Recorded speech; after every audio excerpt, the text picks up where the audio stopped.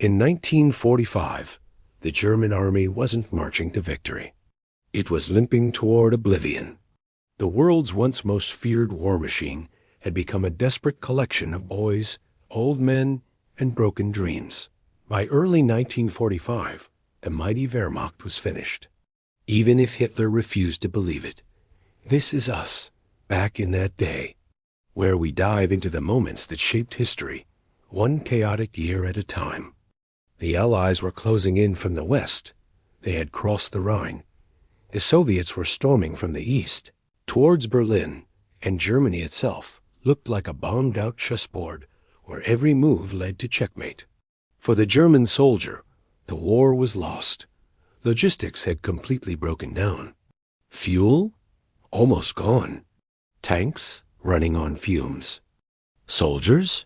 Exhausted, starving, and increasingly replaced by teenagers or men in their 60s drafted into the Volkssturm, the People's Army, which was really more like the last people we could find.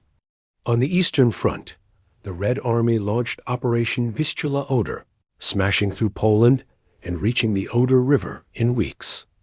The German soldiers, some still fighting with World War I rifles, were holding back an ocean with a teaspoon.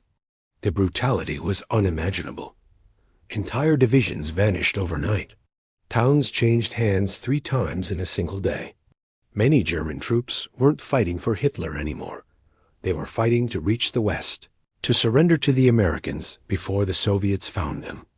Meanwhile, in the West, the Allies crossed the Rhine. German defenses crumbled almost instantly, not because the soldiers lacked courage, but because there was simply nothing left to fight with. Entire towns surrendered overnight, and even hardened officers started to realize the war was no longer about victory, but about survival. Even the Ardennes offensive, or Battle of the Bulge, had failed miserably by January.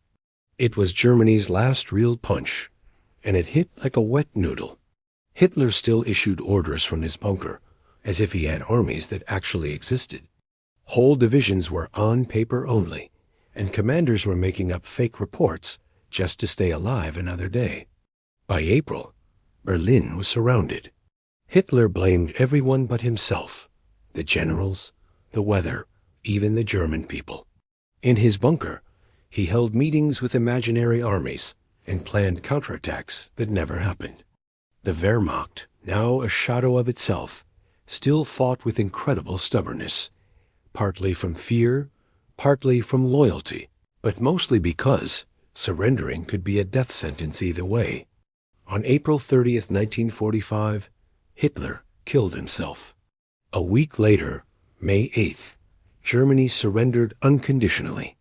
When Hitler died, the mood in the German army was a strange mix of disbelief and relief.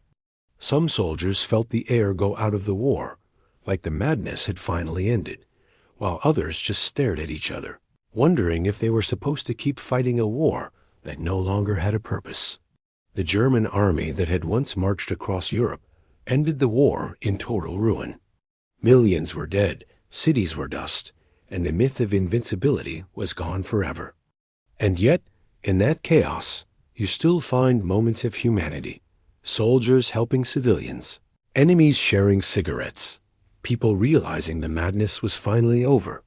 History doesn't hand out happy endings, but it does hand out lessons. And 1945 was Germany's most painful one. From blitzkrieg to breakdown, that was the story of the German army in 1945.